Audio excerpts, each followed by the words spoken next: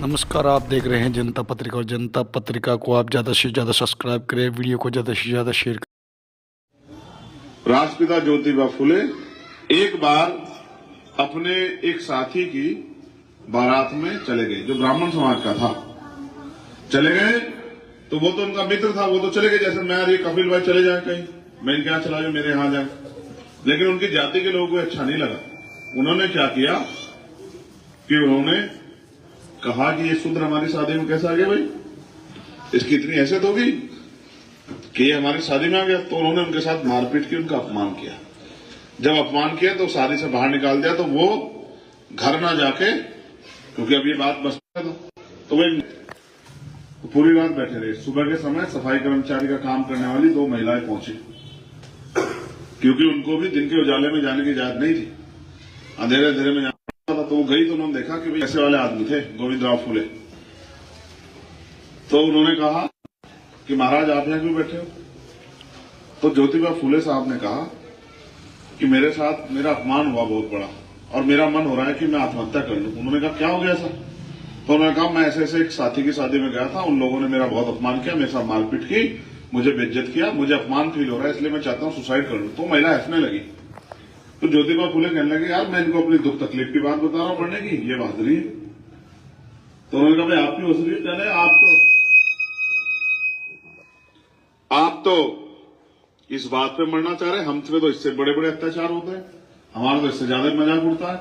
हमें तो दिन के उजाले में जाने की इजाजत नहीं है, हमें तो अच्छा खाना, अच्छा पीने, अच्छे कपड़े पहनने की, अच्छा घर बनाने की इजाजत नहीं है।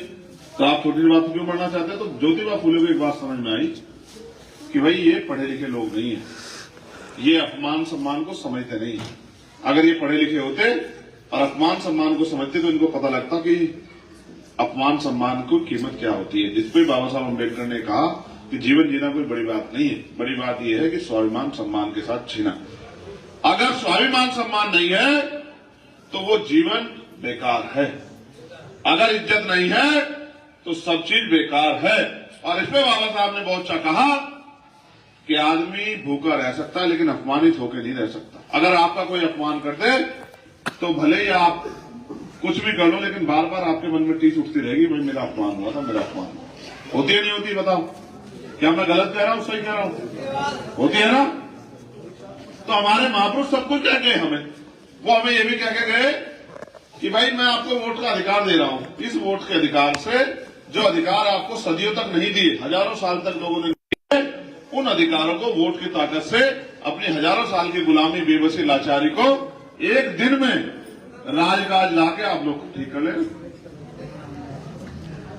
लेकिन हम लोग जो हैं, हमें गुलामी की आदत पड़ी हुई है। और गुलामी की आदत का एक बहुत बड़ा नमूना आपको बताता हूं कि गुलामी की आदत का उदाहरण क्या होता है कि बचपन में हाथी के पैर में महावत एक लोहे की संखल बांधता, बहुत मोटी, चेक करके देखना कभी, ठीक है? महावत कहते हैं जो हाथी को चलाता है, हाथी को हाथ के ऊपर बैठ के सवारी करता है, उसको महावत कहते हैं।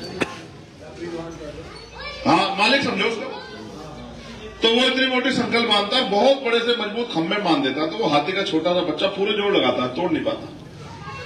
जब तोड़ नहीं पाता तो उसके दिमाग में बात बैठ जाती है कि मैं इसको तोड़ नहीं सकता हूं। तो जब हाथी बड़ा हो जाता है, विशालकाय, जो बहुत से बड़ी संकल तोड़ दे, तो उसके पैर में मोटी सी बेट डालता है बस।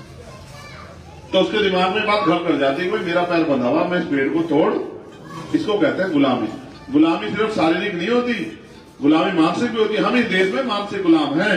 हम पे वोट होते भी इस देश में राज हमारा नहीं आ रहा है।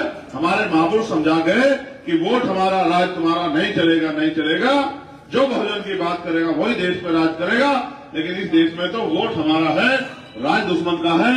और राज वोट होते भी इस देश में हमें गरीबी, बेबसी, लाचारी जिंदगी जीनी पड़ रही है। आज भी अगर हम अखबार पढ़ते हैं, सुबह खबर आती है मटकी छूने पर हत्या, मूछे रखने पर हत्या, घोड़ी पे बैठने पर उतार दिया, मारपीट की, किसी बहन बेटी को मार के लटका दिया। अभी आपने देखा 3 दिन पहले अखबार में खबर थी कानपुर में कि 2 बच्चियों को ताकतवर लोगों ने मार दिया, उनके साथ अपमान किया, उनकी वीडियो बना ली, तो उन्होंने सुसाइड कर लिया, उनको लड़की मिली। और ये वो देश है जहां सुबह शाम टीवी में हम सुनते हैं कि बहन बेटियां यहां देवी होती है, महिला देवी होती है। मैं आपको ये बात क्यों बता रहा हूं? क्योंकि जब तक आप गुलामी की बेड़ियां काटने के लिए अपने मन से प्रयास नहीं करोगे, तब तक आपकी गुलामी दूर नहीं हो सकती है। और गुलामी की बेड़ियां काटने के लिए मन पक्का करना पड़ता है, वरना बार बार ऐसा महसूस होता है कि भाई नहीं नहीं नहीं नहीं नहीं। लेकिन अपने मन में संकल्प देखो, जब बाबा साहब अम्बेडकर ने कहा कि जाओ अपने घर की दीवारों पर लिख दो हमें देश का शासक बनना है, हम इस देश के शासक बनेंगे, हम इस देश के शासक हैं, तो लोगों ने मजाक उड़ाई बाबा साहब की। अरे बाबा साहब कैसे बात कर रहे हैं, दीवारों पे लिख दो, घरों पे लिख दो, हमारे कहां दीवार, हमारे कहां घर।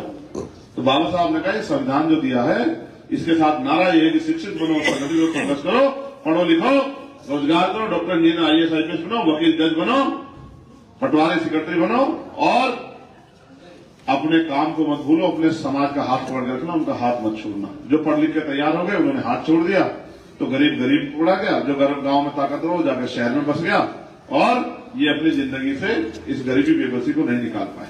आप महसूस करके देखो, हम 1 रुपए का सामान खरीदते हैं 28 पैसे टैक्स जाता है। अगर एक परिवार 5,000 रुपए का सामान खरीदता है महीने में तो 1400 रुपए टैक्स जाता है।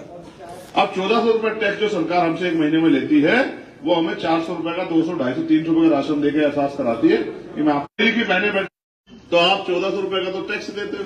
फिर और सुनो, पहले सिलेंडर आता है 350 रुपए का, अब आता है 1150 रुपए का, ठीक है, 800 रुपए जेब में से वहां करते हैं। पहले बिल आता था 120-130 रुपए का, अब आता है बिजली का बिल 500-600 रुपए का। पहले आता था पेट्रोल 45-50 रुपए का, और पेट्रोल का मतलब ये नहीं कि जिन पे गाड़ी है उनको कोई खर्चा बढ़ता है। पहले बस का किराया होगा यहाँ से नजीबाबाद तक का कानून बन जाता है, ये किसान बैठे किसानों के खिलाफ बिना इनसे पूछे कानून बन जाता है, और 700 किसान शहीद देकर उस कानून को वापस कराते हैं। 700 किसान शहीद होते हैं, 13 महीने आंदोलन चलता है, और अभी भी जो मांग उनसे कही थी वो पूरी नहीं की। अब वो फिर आगे फिर गोली चला रहे हैं, आंसू गैस के गोले छोड़ रहे हैं, फिर पीट रहे हैं उनको। तो मैं आपको ये बात इसलिए बता रहा हूं, जिनका राजकाज नहीं होता उन्हीं की बहन बेटियों का अन्याय अत्याचार होता है, उनको एक गरीबी बेबसी में जिंदगी बितानी पड़ती है, उनके ही मकान टूटे हुए होते हैं, उनको ही खाने के लिए अच्छा भोजन, पीने के लिए साफ पानी की व्यवस्था नहीं होती। इसलिए इस देश में उसी की बात आगे बढ़ेगी जो अपने लोगों को तैयार करके और बहुजन समाज में भाईचारा पैदा करा के राजनीतिक ताकत बनाए। और वो राजनीतिक ताकत बनाने के लिए आपको और हमें एकजुट होना पड़ेगा, इसके अलावा कोई रास्ता इस समय देश में नहीं। आज तो हालात ऐसे हैं जिसकी लाठी उसकी भैंस। मैंने तो हर किसी की आवाज उठाई, 2 अप्रैल का आंदोलन लड़ा, सबीरपुर का आंदोलन लड़ा, 16 महीने जेल में रहा, दिल्ली में गुरु घर तोड़ दिया, 66 दिन जेल में रहा। NRC पे जब जिनको आपने वोट दी, मुस्लिम भाई भी यहां बैठे, कपिल भाई बैठे, आप मेरी बात को गलत साबित कर देना, जब NRC आया और पूरे देश में मुस्लिम भाई को मजबूरी में डर के और बहन बेटियों को सड़कों पर आना पड़ा, तो अकेला चंद्रशेखर आजाद खड़ा था आपकी हिफाजत करने के लिए, आपकी आवाज बनने के लिए। कोई नहीं खड़ा था, आप क्या करवा देंगे।